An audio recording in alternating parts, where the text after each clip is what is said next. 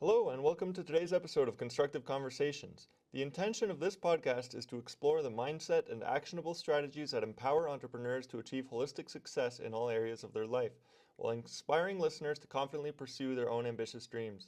The reason I do this podcast is because 10 years ago, I knew I wanted to start a business, but I had no idea where to start. I had no role models to follow, so the goal is to provide that inspiration for new entrepreneurs and to provide fuel for those who are already doing it. Joining us today is Leslie Wingrowich. Leslie is a former ICU nurse who has overcome some formidable challenges in her life. So on this show today with Leslie, we discuss being told that you could never walk again at 34 years old, reversing that diagnosis over the course of a year, writing a book, thriving in all aspects of life, the importance of connecting with your creator, removing toxic influences from your life, pursuing your true passion, and the connection between mind, body, and spirit. This is a great episode. Make sure you listen right to the end. So Leslie, thanks so much for coming on today. Hi, Nick. Thank you so much for having me. Yeah, it's great to have you. Let's get right into it. I mentioned briefly your story. I haven't finished your book. I have been reading it, and it was great. It's a gripping story. Can you just talk a little bit about that journey and overcoming this big obstacle? Of course, Nick. So as you said, I am a former ICU nurse. I was staying home with my two children. I'm a mother of two. And as you mentioned, after the birth of my second child, she was 3 months old at the time. I woke up to hear her crying for her morning milk. And I woke up to discover I was paralyzed on my right side of my body. I was rushed to the emergency room where I had an emergency MRI, and I was diagnosed with multiple sclerosis. The neurology team was very direct and blunt, and they said, "You'll never walk again." They gave me some pamphlets on how to make my home wheelchair accessible. I was 34 years old at the time, and it left quite a bomb in my lap. Certainly not something that I was anticipating, certainly not something my husband was anticipating, and I was left with a decision to make. And the decision was very simple. It was, are you going to sink or are you going to swim? And I took matters into my own hands, Nick. I'm quite a bookworm. I like to research. And I was finding that there's people all over the world that are reversing not only multiple sclerosis diagnosis, but autoimmune diagnoses as well. So I took matters into my own hands and laid out a plan for myself to get my life back on track. That's amazing. And how long did sort of that process take? Because what does your life look like now? Obviously, you're walking around, you didn't need the wheelchair. So yeah, sort of how long did that journey take to, find the information you needed and implement it? So I had a pile of self-help books in my master bedroom, and I remember it like it was yesterday. I pushed the stack of books from my ensuite to the baby's room that was not being used at the time because she was still sleeping in my husband and my bedroom, and I turned it into my battle room. And I made a plan for myself. I knew that this autoimmune disease, which is a fancy term for I don't know, whenever you're diagnosed with an autoimmune disease, it's basically the medical system saying, I don't know what's wrong. And there's no cure. They give you some immunosuppressants, generally medication to help with pain, but nothing to heal you. And I was a former athlete and was always very active and fit and healthy. And here I was now at a staggering 222 pounds, 5'7". I had a very stressful career. Not only was I ICU, but I was also trauma, working at the largest trauma center in Western Canada. And it was a very stressful job. And my husband and I were dealing with some things as well on the family front. And what I believed was my body was saying, no more. I can't take this anymore. And what I had to do was I had to unravel this incredible ball of tangled yarn that was dropped in my lap. I was obese, sick, I had a lot of turmoil in my body. So to make a long story short, Nick, I actually reversed my diagnosis in 4 months. I laid out a plan, as I mentioned. It was a 15-point plan that I have outlined in my book, and I followed it, and here I am. That's amazing. 4 months. Yeah, it sounds like you took some some really definite action. And was that catalyzed because of the situation you were in, or was that sort of the attitude that you had previously, being a nurse in the situated environments that you were in? Was that the type of person you already were, is my question, to be able to come up with a plan and execute on it? Or was there a shift, like a mindset shift that happened? Absolutely. So I believe that everything that happens in our lives happens for us and not to us. And as I mentioned, I was an athlete as a child, as a young adult, and I was molded into having a very go get 'em attitude and not to give up. With my nursing background to come into play, I really enjoy researching, and I really enjoy learning and looking at things from all angles. So it was quite a few different things. But when the neurologist looked at me and said, "You'll never walk again," and was not taking into account that I was stressed, that I was not putting healthy food in my body, I just thought it was very strange that these questions were not being asked, because I do believe that we are in the pilot seat of our lives. And at this particular time in my life, I realized that I had made the unfortunate shift from being a pilot to a co-pilot. I wasn't even driving the plane. I wasn't even driving my own life. And I went right back to basics. I realized that the food that we put into our body matters. The material that we watch with our mind matters. The environment that we live in terms of high stress, the careers that we choose, this is all very much a factor in how we present ourselves to the world. And I had, as I said, shifted to the co-pilot seat, and I realized that I needed to take my power back, plain and simple. Right. So then sort of that transition was going from co-pilot to pilot, and saying, so it sounds like, you were at one point, earlier in your life, you were in the pilot seat, and then you sort of, maybe even like unconsciously ended up in the co-pilot seat. And then you actively decided, no, I'm not going to let, my circumstances dictate my life. So then you decided and made that shift, and which is amazing in 4 months. And what does your life look like today? So you're not in the ICU or a trauma nurse anymore. Yeah, how is your life different today? Well, first of all, Nick, I really like that word that you used, unconscious, because that's exactly what it was. I was unconsciously living my life. I was on autopilot, thinking that my actions were not going to have a reaction. So yes, I'm no longer in the hospital setting for a few reasons. Primarily, the reason is I am home with my children. I believe that my calling is to be home with my children, so that I can raise them to show them how important it is not to become a co-pilot in your life, and to be very conscious with the decisions that we make. And the other reason, Nick, is I'm not interested in putting myself back into a hospital setting where I was before, where I believe that perhaps our mindset is not on the same plane. I do believe that we are in control of our lives. And what I'm doing now is I'm working with people one-on-one to help them reverse their autoimmune conditions. And what's neat as well is, not only did I reverse my autoimmune disease and I have a clean bill of health. I'm not on any pharmaceutical medications. I just eat clean, healthy food, and my body healed itself.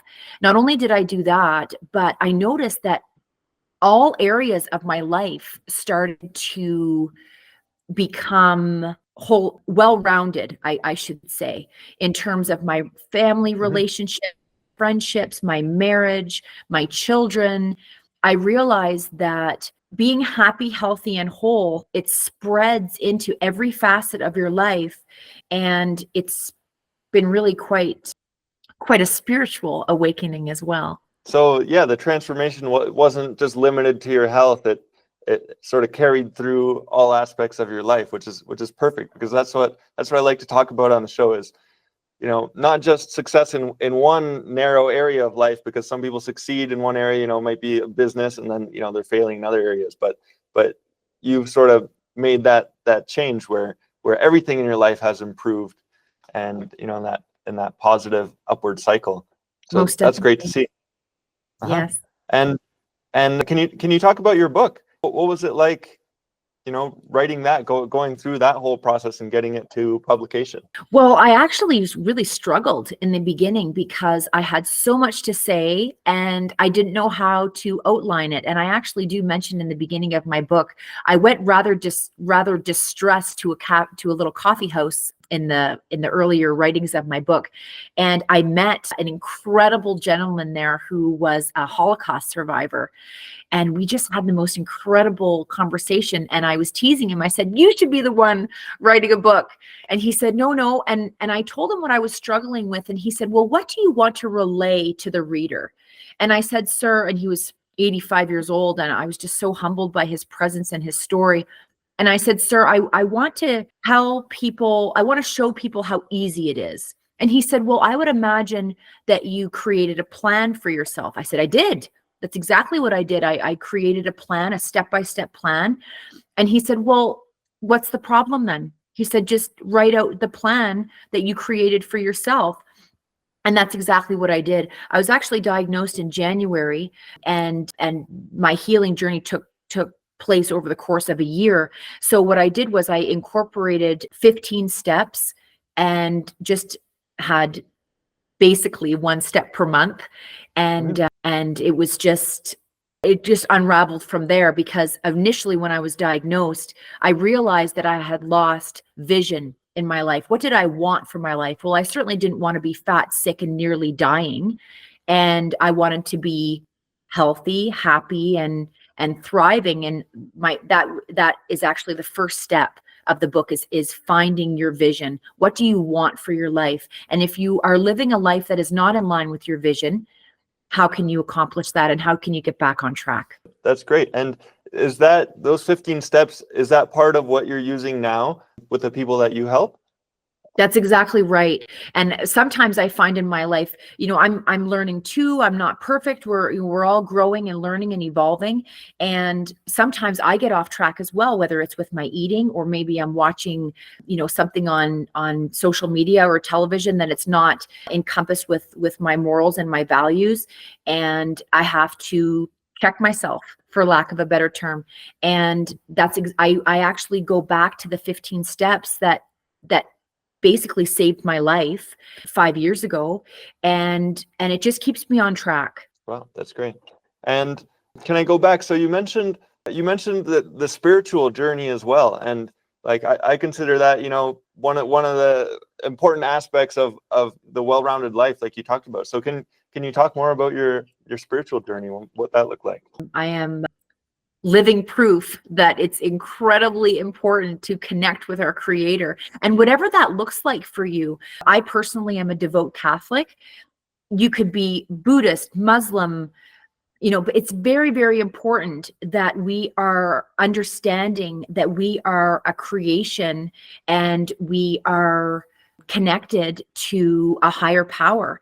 And the analogy that I use in my book is, when you see that red light of your battery dying on your cell phone. I mean, if you're anything like me, you freak out and you're trying to get to the nearest cell phone charger, and you're trying to charge up your phone, because our phone is a very important part of our lives. Well, the analogy that I use is, I believe that we have an invisible extension cord coming out of us, and we spend our entire lives without plugging into source. And some people use that term source as an interchangeable term for God or a higher power or the universe. And for me, it's attending church and attending mass and filling my spirit with the word of God and what his plan and purpose is for me. And when I got sick, I realized that it had been years, decades since I had plugged into our power source, which I believe is the Creator. And however you do that, for me, as I mentioned, it's church, going for a walk in nature, connecting with the Creator and all of his wonderful creations. And I realized that I had lost touch with the Creator and in turn myself. And I needed to get back to who God created me to be, and and what my purpose and plan was. And here lies the business. Yeah, wow, that's such a great analogy. I love that. That most people are walking around without their batteries plugged in, or without the extension cord plugged in, and then there's all the different avenues, yeah, to connect with your creator. I love that. For me, for example, it's meditation. So yeah, like and this has been recent for me in the last year, where I have a very specific meditation practice morning and evening, and that's exactly the point, right? Is connecting with your creator. I like that, Nick, Yeah. because in my book I talk about prayer is talking to God and meditation is listening to God. I find sometimes when we get wrapped up in our lives and we get busy, we certainly talk a lot to God. I want this, I need help with this, I'm overwhelmed with this, I don't know how to handle that. But meditation, as you mentioned, is when we go quietly into our bodies and we connect with source, with God, and we just allow that information to come in and guide us. And that's actually how I came up with the 15 steps. I actually asked our creator, how can I unravel this ball of yarn and this tangled ball of yarn, and going into that quiet space within is how he led me. Wow, that's amazing. So you asked, you received the answer, you were open and aware enough to hear the answer. So you had the physical resources, like the books and the knowledge that you were accumulating, but then it took that sort of that inspiration from the higher power to say, okay, this is how I'm going to implement and create this change. And I'm really interested in that, because that's something I've struggled with is in other terms, trying to listen to God and distinguish what's God's will for my life versus the ego's will, or selfish desires. Can you talk about that experience, about picking up, distinguishing that signal out of the noise and using it in your case to make this huge life change? Absolutely. So a key to that is obedience. When the Lord speaks to us, we have to be obedient to him. But coming back to your question is, how do we hear the Lord's voice? How do we hear God's voice? And how do we know it's him? And just like you said, how do you know it's not ego, it's what your selfish desires? Well, when you quiet your mind and when you remove toxic influences in your life, whether it's toxic food that we put in our bodies, whether it's toxic products that we surround ourselves with or put on our skin, even the products that we clean our homes with. When you start removing toxicity from your life, and the most profound change in my life was removing toxic individuals. I don't believe that there's such thing as good people and bad people. I just believe that there are different vibrational frequencies. Some people are vibing high, as my little girls and I like to say, or some people are vibing low. And when you're not on the same vibrational frequency, that can be very dangerous. It can affect your mental health, it can affect your emotional well-being, and it can affect how you hear God. So when you remove these people from your life, and when you remove these toxic influences, and then when you go internally through prayer and meditation, so as I said, prayer is asking God and meditation is listening.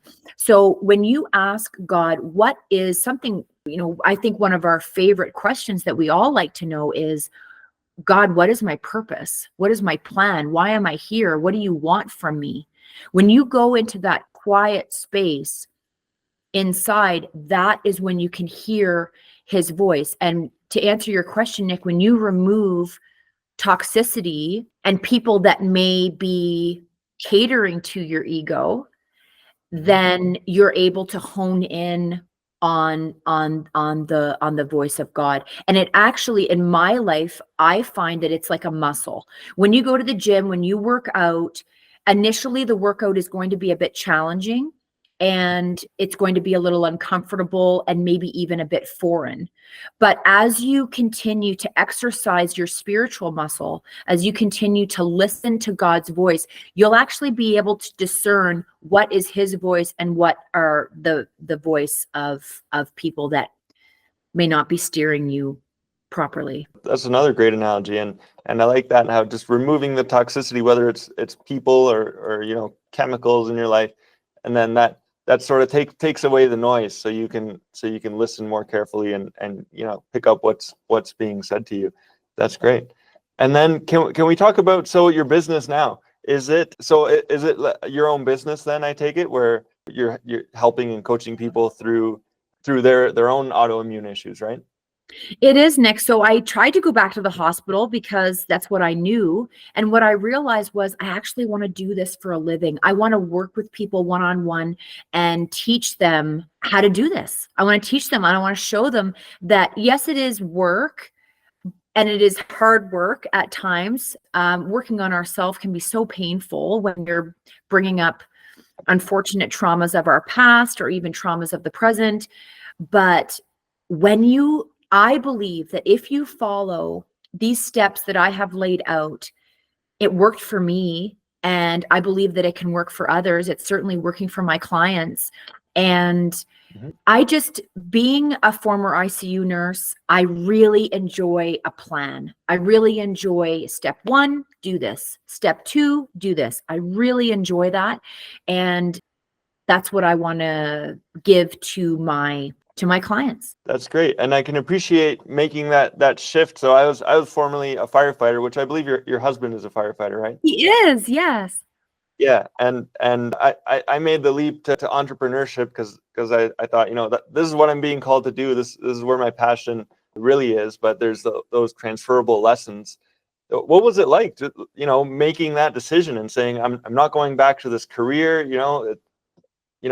most people would consider it's a great career, it's a great job, very secure and stable. What was it like making that leap and saying, no, you know what, I'm going to do my own thing and run my business because this is what I feel like I need to be doing? It was incredibly difficult. And I actually had to go back once again to my 15 steps because I had to remove the voices. My former colleagues, quite a few of them thought I was crazy because I had worked so hard to achieve the level of success that I had obtained. And in their mind, I was throwing it away. And I realized that when God creates our soul and has us walk on this earth, I realized that experiences is one of the major reasons why we're here walking this earth. We're to experience and meet new people and challenge ourselves. And then one of the other steps in my book is what makes your heart sing. Initially, working in ICU, working as a trauma nurse, very much made my heart sing. It fed my soul. Helping others, it was something that I really enjoyed doing. But then after I got sick, after I healed, I felt a paradigm shift where I genuinely felt through prayer and meditation that the Creator was leading me down a different path. And now I feel that I understand that staying in one career for your entire life may be fine for some, but for me, I wanted to experience an array of experiences, things before the Lord takes me from this earth. I feel that I didn't go through this incredibly changing diagnosis for nothing. I believe it was very much for a reason. And it really warms my heart when people call me on the phone or reach out to me on my social platforms and say, I can do this too. If you can do it, I can do it. How can you help me? So I'm still very much a nurse. I'm very much a registered nurse. I'm registered in my province. And I want to just extend my knowledge, certainly not throwing it away as I've been told. In fact, I think I'm supercharging it. That's great. And I like how you described it as, what makes you sing. And, previously it might've been this song of being a nurse and now it's a different song. And that's, the symphony of life that people describe it. It changes. And then it's beautiful that you're able to follow it and have the awareness to recognize, this is what lights me up now. So this is what I'm going to pursue. Yeah. Can you talk more like in terms of your business and your clients? What's like one of the greatest successes you've had or experiences even since taking that leap? It's really beautiful to see my clients thrive and wake up to the life that I believe God wants them to live. I believe that it's so easy in our fast-paced, noisy world to get lost and forget what our heart desires. In the Bible, it talks about we need to have childlike faith. We need to act like a child. And I never understood what that meant. I thought, act like a child, I'm an adult. I don't understand that. Once again, on my spiritual journey, I now realize that when we were children, we would run and play, and we had dreams and aspirations and goals. And then we get worn down over time by the heaviness of our world and the heaviness of life. And no, I don't think that we're to bury our heads in the sand to the pain and the suffering of our world. It's important. We're all connected. We need to pray for each other and support each other, but also not to let it consume us. Because when you look at children, they're so full of life and goals and ambition and energy.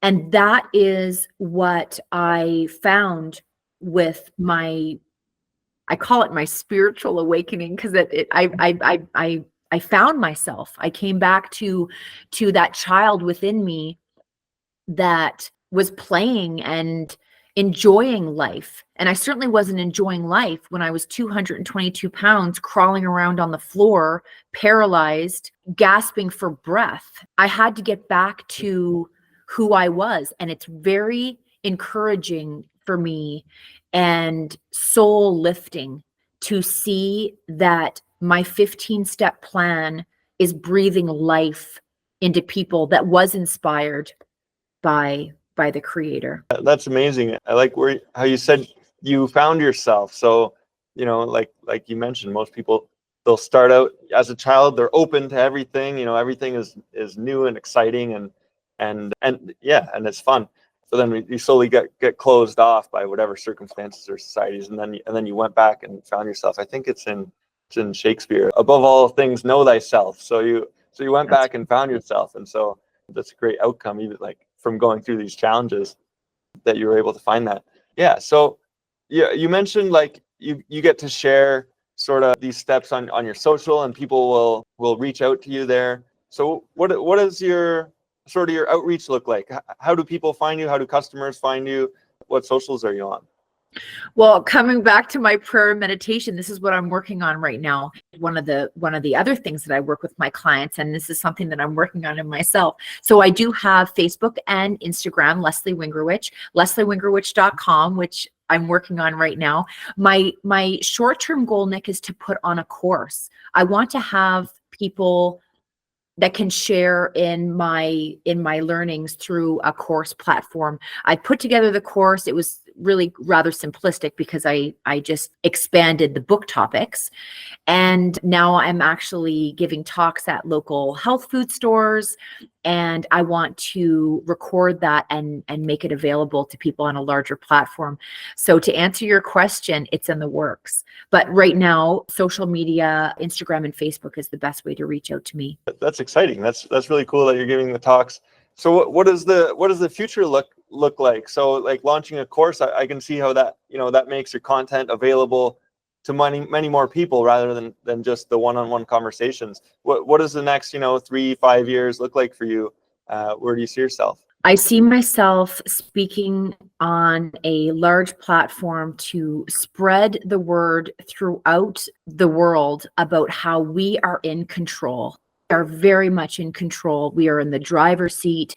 When you are given a disappointing or upsetting diagnosis, that's nothing more than your wake-up call. It's not the end of the road. It's not doomsday. It's just simply your wake-up call to reset, to go back, to find yourself. You do have to work, but it can be done. So where do I see myself in 3 to 5 years? I will on a larger platform and help them. I want to help people on a larger scale. So that is where I believe the Lord has taken me from the hospital, where I was limited to 3-4 patients a day. I'd like to be able to help people on a larger platform. That's great. That'll be exciting. I'll keep an eye on. That'll be exciting to watch as the stages that you're on and the platforms start to grow. What about, do you have another book in you? Are you planning any more books at this time? That is so fun that you're asking me this question. I'm just picking up my phone here because I want to look at my notes. I actually looked this up last night. I was creating in my mind last night. Oh, and I can't find it now. No, I can't find it. The answer is yes. The answer is yes. I have a few more books. I'm going to be turning this into a series, and I believe I haven't settled on a title, but I want to have the next subject as live like you're powerful, live like you're unstoppable. And I want to show people that not only did I heal myself of this crippling neurodegenerative diagnosis where I was told I was going to die very young, now I'm thriving, and other people can do the same, and it's really not that difficult. That's great. I like how that's a continuation, you can make the change and then sort of live that change and carry that out throughout your life. So that's great. Okay, I have some rapid fire questions here for you as Oh we my get to God. the end. So just short answers. Do you read or do you listen to books? I read. Read. Okay, awesome. Favorite hobby? Horseback riding. Nice. Do you prefer emails, phone calls, or texts? Oh, that's hard. It depends on my mood. It depends on my Okay. mood. Depends on my Yeah. day. But I would say Yeah. generally, you know what I like is voice notes. My girlfriends Mhm. and we send voice notes back to each other. I find it's more personal, and I can hear the sound of their voice, and we just connect on and it's Yeah. quick. And it's quick back and forth, which we like that too. So voice notes. Yeah, I like that too. My family is South American, and yeah, so Latino is always with the voice notes, but you get tonality, and so I think that's a great way to communicate. Yeah. Do you prefer driving or being driven? Driving. And you take a little longer on this one. Top 3 books. Oh gosh. Oh, Nick, that's hard. That's really hard. Okay, I have my book here, and I have over 50 references in my book of books that have completely changed my life. Okay.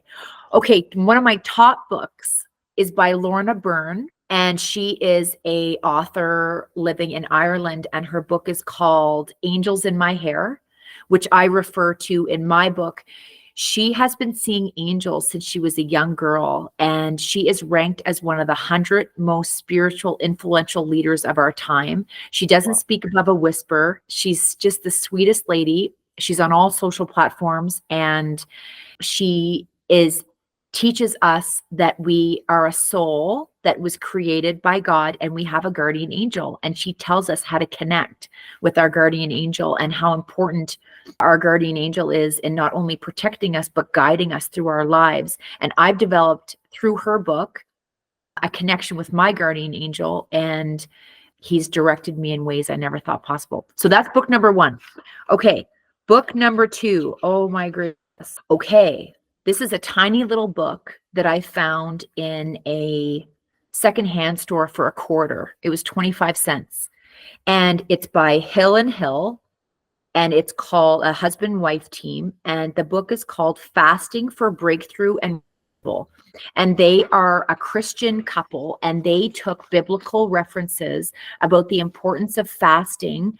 And being a medical professional, I understood and did some research on the benefits of fasting and how when we eat, it's a tremendous amount of work for our body to digest food. And when you're in trouble medically, when you have an autoimmune disease, fasting is phenomenal because it just allows your body to rest so that it can heal. But I never explored the spiritual aspects of fasting. And there are people in biblical times that changed the course of history by simply not eating and delving themselves into prayer. Even Jesus Christ fasted for 40 days and 40 nights in the desert before he began his mission of spreading the word of the Lord. So I started fasting, and I find that when you abstain from food and you're hungry, it throws you into prayer and it clears your mind. And then when you go into meditation, which we talked about the importance of meditation, you can really hear God's voice, and it becomes addictive. So I no longer fuss about problems in my life the way I used to. I would call 1,000 girlfriends, call my mom, Google it, research, throw myself into a tailspin. And now all I do is fast and pray. And then the answer comes. Easy peasy. So that's book number 2. Great. This is my favorite question, Nick. I love this question. Okay, what is my last book? Oh gosh. Oh, Louise Hay, You Can Heal Your Life. Louise Hay, she was such a pioneer. She passed away a few years ago, I believe. God rest her soul. She was such a pioneer talking about how I healed my life. You can heal yourself through affirmations and fasting and praying and speaking nice things about yourself and putting healthy food in your body. As I mentioned, Nick, it's not rocket science. It really isn't. And I think we make it far more complicated than it has to be. And I think when we're diagnosed with something that's really, really uncomfortable and scary, and we're told that our bodies may succumb to this and we may die, that initially we run to the easiest solution, which may be pills or some sort of a pharmaceutical treatment, which I think is phenomenal in the short term. And as a former ICU trauma nurse, I am not anti-pharma, not even close. If you get yourself into a car accident, the last thing you want is Reiki or a deep tissue massage. You need hydromorphone or fentanyl or something to ease your pain while we set the bones back in place. I'm not anti-pharma, but what I do believe is that when we take control of our lives and control of our health, we realize that putting a Band-Aid on the wound, whether it be, for MS specifically, it's autoimmune suppressant drugs. I was told that these drugs were not going to heal me, that I would never walk again, and that it was just going to basically prolong this pathetic existence. And I knew that if I was going to heal myself, I would have to go deeper, which is exactly what Louise Hay talks about in You Can Heal Your Life. Those are my 3. That's great. I love it. Great recommendations. I'm going to check some of those out. One last question. So if there's people who want to start the journey, maybe they have a diagnosis, or they just feel like their life's at a point where they need to change. They want to find themselves. What's step 1? Where should they start? Yes. So there's coming back to that mind, body, spirit. So how do we connect all 3? Because when we are diagnosed and we're sick, we're out of connection. So mind, body, spirit. So the very, very first thing that I would do is, what's your vision for your life? Where do you want to go? How do you set your sails? I grew up on the ocean. When you're sailing, how we set our sails is very important. It completely changes the trajectory of our sailing trip. Do you want to crash into the shore, or do you want to sail into the horizon? And that depends on how you set your sail. So find your vision. And for me, it was as simple as, I would like to walk again. People may think to themselves, well, of course you want to walk again. So I just got more specific. I wanted to play with my children. I wanted to ride my bike. I wanted to drive my car. And so I had that vision in my mind. So that was controlling the mental aspect of it. Body, I had to look at what I was putting into my body. I was smoking. I was alcohol. I was watching shows on TV that were violent. And I realized that those are 3 very, very simple things that you can change. Instead of listening to music that the lyrics may not be uplifting, I was listening to classical, high vibration music in my home. I was listening to online preachers that were talking about the power that we hold in God and who we are at our foundation, and being very mindful with what I put in my body. No processed foods, no sugar, really healthy foods. And that in itself is easy as well. If God made it, then you can eat it. And if God didn't, then don't eat it. And it's just incredibly simplistic. Soul, as I mentioned, I got back to the Creator, fasting and praying. For me, it was going and attending Catholic Mass regularly. For you, it may be fasting and praying in your backyard, and sit and ground yourself in the beautiful grass and connect with nature that way. But it would be a mind, body, soul connection. I love it. That's a great place to start. So I'm sure that'll be helpful to listeners. So Leslie, where can people find your book if they want to give it a read? My book is available on Amazon in Kindle, paperback, and hard copy. And the title is Live Like You're Not Scared. Great, thanks. And we'll make sure there's a link in the show notes so people can find it there. So Leslie, it's been great having you. It's a pleasure having this conversation. I really appreciate you coming on the show. Nick, thank you so much for having me.